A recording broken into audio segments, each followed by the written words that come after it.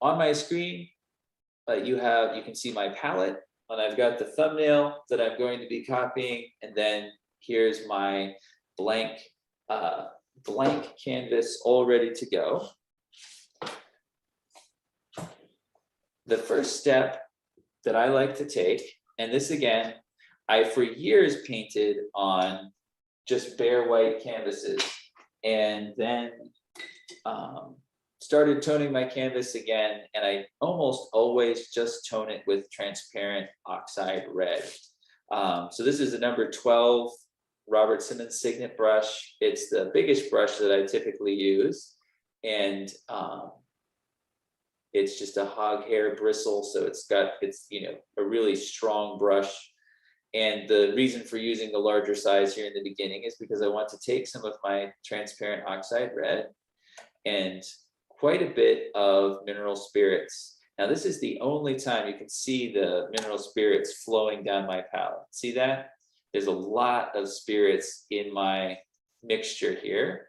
And that is for two reasons. One, it's going to spread across the canvas more easily. And two, because of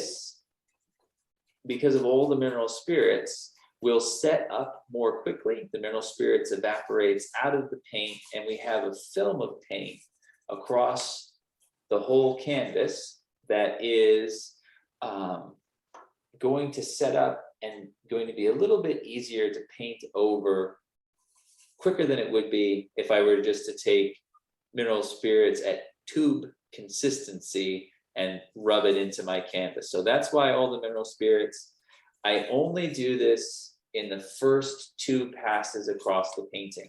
So just to give you a preview of what is to come, I'm going to be using tube consistency after I've got the underpainting done. I'm not going to be mixing mineral spirits in again. So the goal of toning this like this is that all the white of the canvas is gone, and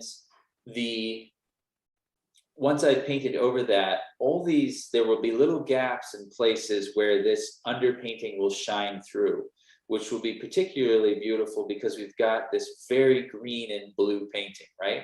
So through that green and blue, there will shine there'll be just little shapes and little passages where you can see this undertone through, and that has to do with color complements. So this undertone will complement the paint layers to come. And then the question is, well, then if you see a painting that looks like it's going to be mostly yellow, should you tone your canvas violet? And that would be just fine. Yes, you certainly could.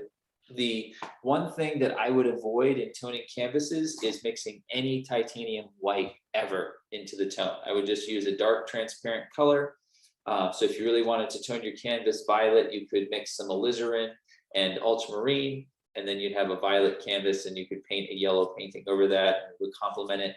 In my experience, this transparent oxide red, this nice earthy orange, is my catch-all tone. I almost always use it, and I almost never use anything else. It just it works beautifully every time, and so I don't really experiment too much with tone colors. I just tone it transparent oxide red, and then get going.